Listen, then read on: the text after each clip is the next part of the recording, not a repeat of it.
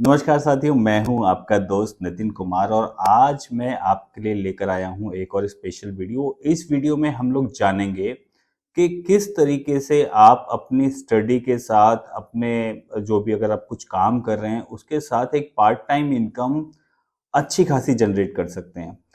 Actually इस topic पे मैं वीडियो इसलिए बना रहा हूं क्योंकि मेरी जो चैनल पे लोग आते हैं मेरे वीडियोस देखने के लिए, उनका एज ग्रुप बिटवीन 20 टू 25 है मैक्सिमम लोगों का।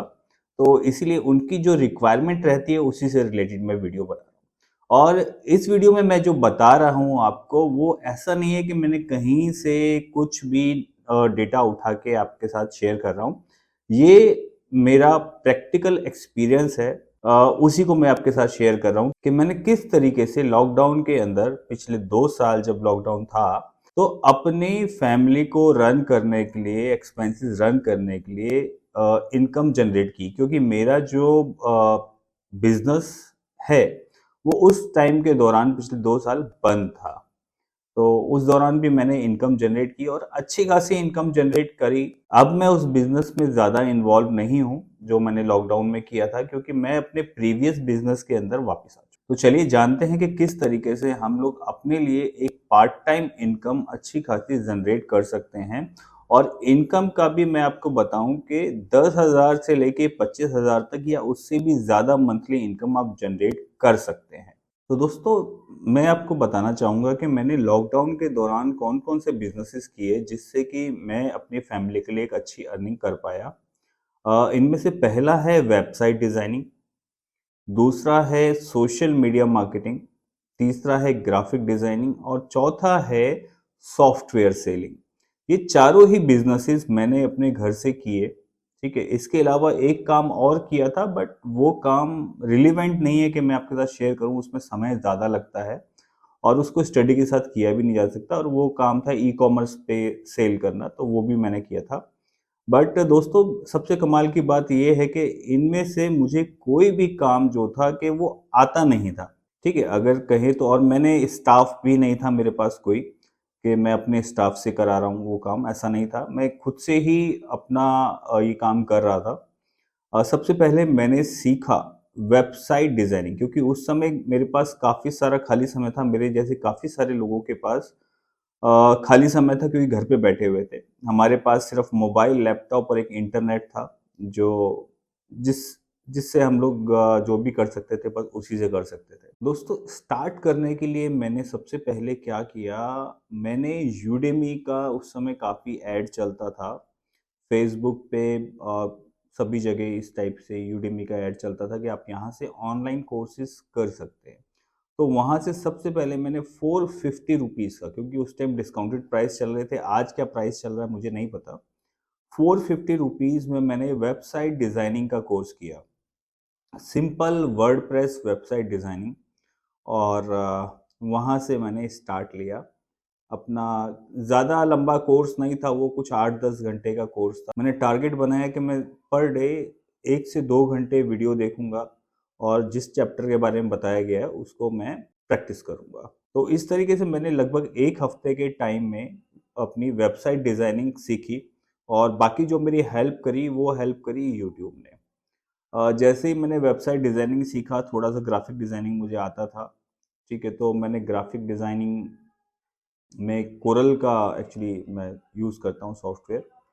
तो कोरल से मैंने कुछ पोस्टर्स वगैरह बनाए, कुछ व्हाट्सएप स्टेटस वगैरह रेडी किए, ठीक है? और व्हाट्सएप स्टेटस वगैरह लगा के मैंने अपने लिए वेबसाइट डिज़ाइनिंग का काम ढूँढना शुरू किया। और जो मेरे जानने वाले लोग थे, क्योंकि सभी को उस समय ये नॉलेज आ चुकी थी कि हमें जब बिज़नेस करना है तो हमें ऑनलाइन आना ही पड़ेगा अपने बिज़नेस को एक्सपेंड करने के लिए। तो उस अपॉर्च्युनिटी का ही मैं फ़ायदा उठाना चाह रहा था कि मैं भी कुछ वेबसाइट डिज़ाइनिंग वगैरह कर सकूँ। तो वहाँ से मैंने एक वेबसाइट डिज़ाइनिंग करना शुरू किया। और वेबसाइट भी 2 तरीके की थी जो मेरे को आती थी वर्डप्रेस में। एक तो नॉर्मल बिज़नेस की वेबसाइट जैसे बनाना है हमें, और दूसरा हमें ई-कॉमर्स वेबसाइट बनाना है। तो मुझे कुछ क्लाइंट्स मिले जिनके लिए मैंने काम किया और मैं पर वेबसाइट जो चार्ज कर रहा था ई-कॉमर्स वेबसाइट का 25,000 रुपीज़ कर रहा था। और एक वेबसाइट बनाने में जो एक्चुअली में खर्चा मेरा लग रहा था, ज़्यादा खर्चा नहीं लग रहा था, 1000 से 1500 रुपए के बीच में एक्सपेंस आता था एक वेबसाइट पूरी क्रिएट करने में। क्योंकि वेबसाइट के अंदर दोस्तों देखिए सारी की सारी आपकी क्रिएटिविटी है, ठीक है? रेडी टेम्पलेट्स आपको मिल जाते हैं। सारी चीज़ें आपको रेडीमेड मिल जाती है। जब जब आप कोई भी यूडेमी से या इस तरह की किसी भी ऑनलाइन प्लेटफ़ॉर्म से वेबसाइट बनाना सीखेंगे, तो आपको सारी चीज़ों का आइडिया हो जाएगा। उसके बाद जैसे-जैसे आप लर्न करते जाएँगे, आपको आइडिया होता जाएगा और इन सब चीज़ों के लिए बहुत ज़्यादा टाइम नहीं चाहिए आपको।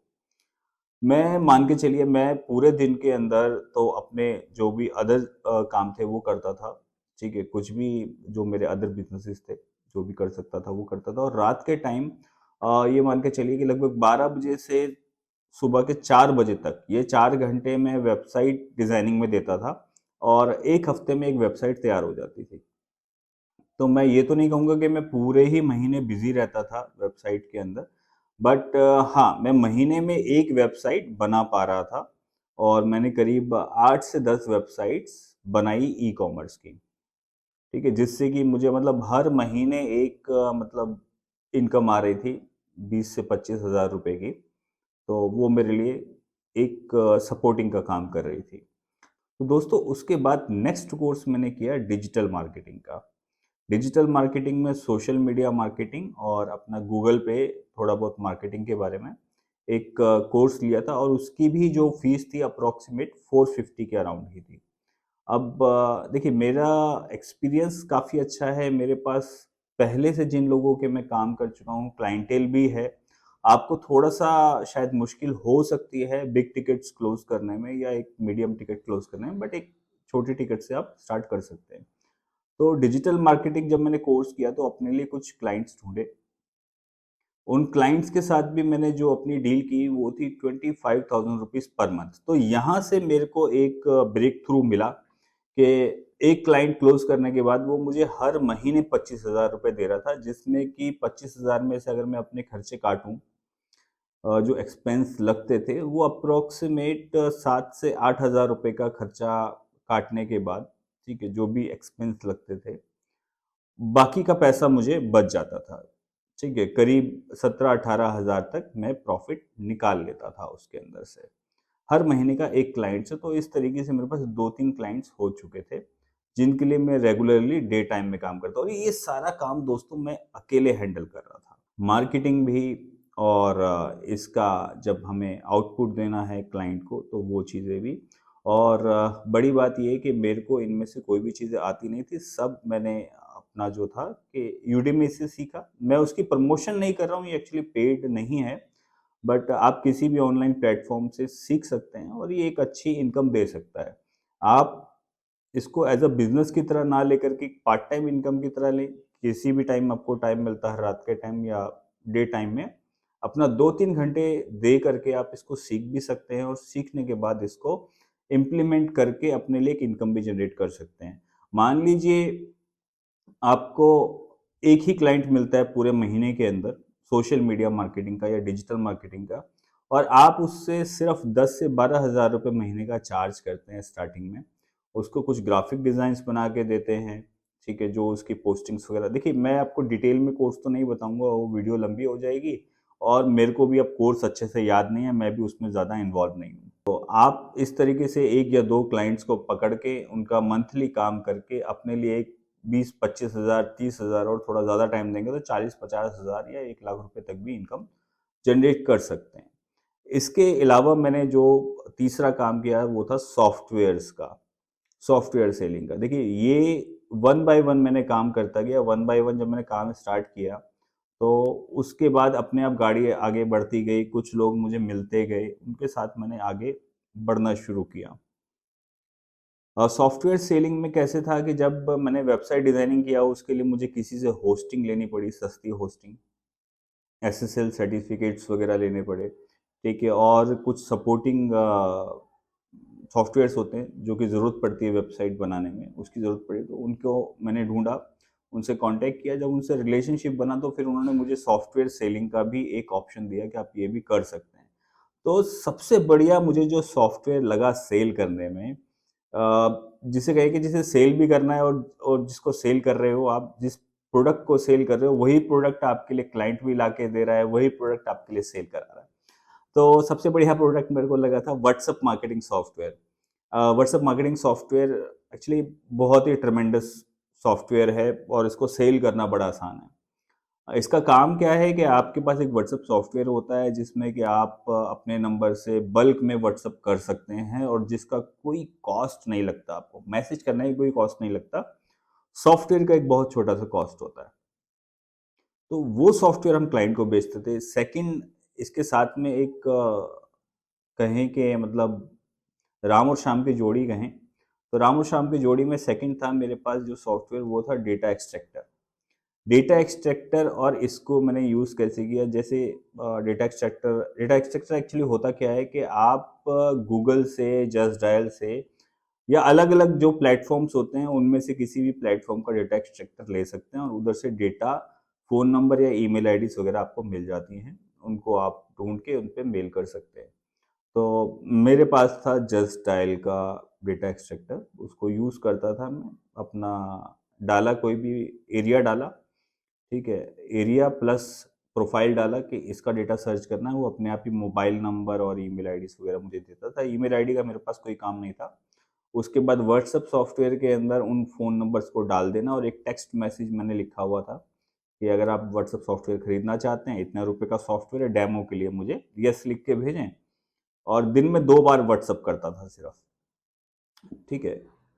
फर्स्ट मैं करता था 11 बजे, दूसरा करता था 2 बजे। 2 बार व्हाट्सएप किया, उसमें कोई एफर्ट नहीं लग रहा था मेरा, ठीक है। व्हाट्सएप करके डाल दिया, अपने आप लोगों के रिप्लाई आते थे। सेम डे पे उन लोगों को फ़ोन करता था। अपना टीम व्यूअर, जैसे कि आप अपनी स्क्रीन शेयर करके किसी को भी डेमो दे सकते हैं, उनको डेमो देता था और डेमो देने के बाद उनको सॉफ्टवेयर पसंद आ जाता था और वो परचेज़ कर लेते थे। ये बहुत ही सिंपल था। दिन में मैंने 1 या 2 का टारगेट रखा हुआ था। पर सॉफ्टवेयर में ₹2000 चार्ज कर रहा था और ₹4000 मेरे पास आ जाते थे। कभी 1 हुआ, कभी 2 सेल हुआ, 2 से ज़्यादा सेल नहीं करना। तो काफ़ी टाइम तक मैंने इससे भी एक अच्छी इनकम जनरेट करी और इस सॉफ्टवेयर की जो एक्चुअली कॉस्ट है दोस्तों, क्या बताऊँ कि सॉफ्टवेयर की कॉस्ट, जो इसकी की कॉस्ट थी, करीब ₹200 के आसपास थी। एक एक बार यूज़ करने के लिए, एक कस्टमर के लिए। तो ₹200 का खर्चा आता था और ₹2000 की कमाई। तो एक ये भी था सिस्टम जिससे मैंने एक अच्छा अर्न किया।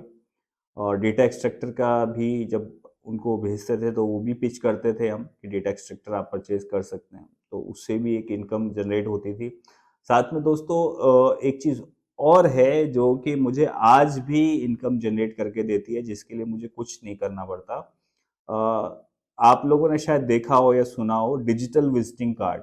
एक छोटी-सी मिनी वेबसाइट बन जाती है, लिंक बन जाता है आपका सब डोमेन पे और आप उसको क्लिक करेंगे तो आपका एक visiting card, digital visiting card type का, मतलब स्मॉल वेबसाइट टाइप की मोबाइल पे ओपन हो जाती है, जिसमें आपकी सारी डिटेल्स वगैरह होती है।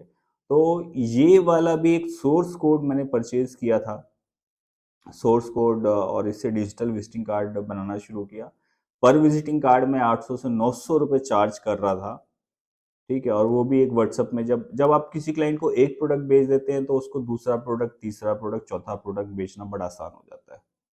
ठीक है, तो यही था कि एक बार क्लाइंट को ट्रस्ट आ जाए आपके प्रोडक्ट के ऊपर तो आ जाता है। अब भी मैं आपको कैसे बता रहा हूँ कि डिजिटल विजिटिंग कार्ड से मैं कमा रहा हूँ।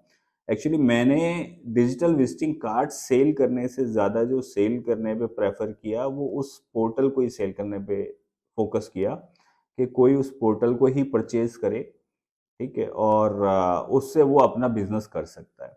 तो मैंने बहुत ज़्यादा नहीं कहूँगा, बट मैंने करीब 8 से 10 पोर्टल्स सेल करे और पर पोर्टल मैंने जो चार्ज किया, ₹10,000 के लगभग चार्ज किया एक कस्टमर को। और अभी भी किसी भी समय पोर्टल सेल हो जाता है। और वो कैसे होता है कि मैंने, आप इसी यूट्यूब चैनल पे देखेंगे, एक वीडियो डाल रखा है, मैं साइड में उसका दे देता हूँ आपको, लिंक भी दे देता हूँ कि डिजिटल विजिटिंग कार्ड बिज़नेस का एक बनाया है मैंने वीडियो। तो वो वीडियो डाला है, उस वीडियो को कोई भी जैसे गूगल वगैरह पे सर्च करता है, वो वीडियो आ जाती है। तो मतलब ये मान के चलिए कि हर 3 महीने में एक वेबसाइट मैं सेल कर देता हूँ। 3 से 4 महीने में एक वेबसाइट मेरी चली जाती है वो, ठीक है? और उस वेबसाइट से मेरे को ज़्यादा नहीं, 7-8 हज़ार रुपए का प्रॉफिट आ जाता है। ठीक है, और मैं कहता हूँ कि मैं 3 से 4 महीने में एक बेच रहा हूँ, मैं साल में भी एक बेचता हूँ, तो मेरे लिए वो इनकम आ जाती है और उसमें मुझे कुछ करना नहीं पड़ता। क्यों? क्योंकि मेरे पास सोर्स कोड है, वो आपको सोर्स कोड एक ही बार परचेज़ करना रहता है। उसके बाद डेवलपर है, जो डेवलपर इस पे काम करता है, ठीक है? मैंने सैलरी पे नहीं रखा हुआ, जैसे मेरे रिलेशनशिप बन गए, तो उस डेवलपर को बोल देते हैं कि इन पर्टिकुलर पर्सन की वेबसाइट बनानी है, सोर्स कोड उसको दे रखा है, वो उस सोर्स कोड को उनके नाम से बना के उनके डोमेन पे उनका लोगो वगैरह लगा के रेडी करता है और उनको दे देता है, जिसके लिए वो मेरे से 2 से 3,000 रुपए चार्ज करता है और मैं कस्टमर से 10,000 रुपए तक चार्ज कर लेता हूँ। तो मुझे इसमें 7,000 रुपए का नेट नेट प्रॉफ़िट आ जाता है, जिसके लिए मुझे कुछ नहीं करना पड़ता। तो दोस्तों मेरे, आप जैसे यूट्यूब पे हैं तो आपने देखा होगा कि बहुत ज़्यादा सब्सक्राइबर नहीं है। अगर सब्सक्राइबर होते तो शायद बिज़नेस और ज़्यादा बढ़ जाता, बट उसके बावजूद भी वो वीडियो जो है कम ही लोगों ने देखी है। बट फिर भी मेरे पास कभी-कभी एक आधा लीड आ जाती है और वो बंदा मेरे से वेबसाइट ले ही लेता है वो। और उससे वो भी इनकम जनरेट कर लेता है, क्योंकि उसको जब डिजिटल विज़िटिंग कार्ड वो हमसे वेबसाइट लेते हैं वन टाइम में, उसके बाद जो वो कस्टमर्स को कार्ड बेचते हैं, उनका उनके पास कोई चार्जेस नहीं लगते। पर कार्ड वो 500 से 1000 रुपए तक चार्ज कर लेते हैं क्लाइंट को और 10 कार्ड बिकने के बाद उनकी पूरी जो भी इनकी इन्वेस्टमेंट हो जाती है, वो वापस आ जाती है। उसके बाद उनकी टोटल कमाई है और ये रेकरिंग रेवेन्यू है। उनको हर साल इस पे रेवेन्यू मिलता है। तो होप के आप लोगों को ये वीडियो पसंद आई होगी और अगर पसंद आई है, तो इस वीडियो को लाइक कर देना और चैनल को सब्सक्राइब कर देना। Thank you so much, have a nice day. अगर आप इसके बारे में कुछ और जानना चाहते हैं, मेरे से कोई भी हेल्प चाहते हैं, तो आप मैसेज में लिख सकते हैं या फिर मेरा नंबर आपको मिल जाएगा इसी चैनल पे कहीं न कहीं, और आप मेरे से फ़ोन पे भी कॉन्टैक्ट कर सकते हैं। जितना हो सकेगा मैं आप लोगों की हेल्प करने की कोशिश करूँगा। और thank you so much. Channel को सब्सक्राइब कर दो, अच्छा लगेगा मुझे।